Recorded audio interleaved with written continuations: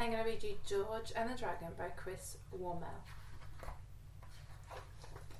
Far, far away, in the high, high mountain, in a deep, deep valley, in a dark, dark cave, there lived a mighty dragon. He could fly higher than the clouds and faster than all the birds. He could burn down a forest with a blast of his fiery breath. He could smash a castle wall with a flick of his mighty tail. And he could brush away an army with a sweep of his monstrous wings. There was nothing so fierce and so terrible as the mighty dragon, but he had a secret, a big secret, well actually a very small secret. He was terrified of mice.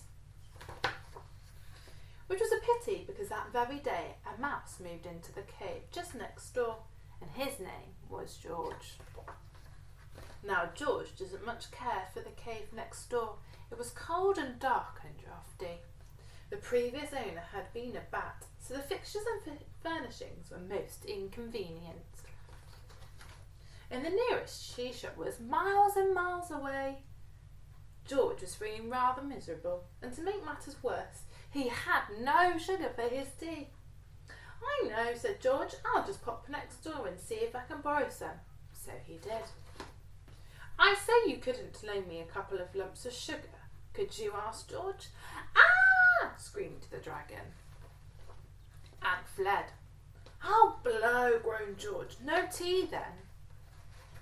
But George did get his tea after all, with 2 lumps of sugar, and he got cheese too, and nuts and berries and biscuits and crackers and cream cheese sandwiches and jelly and ice cream and fairy cakes with pink icing and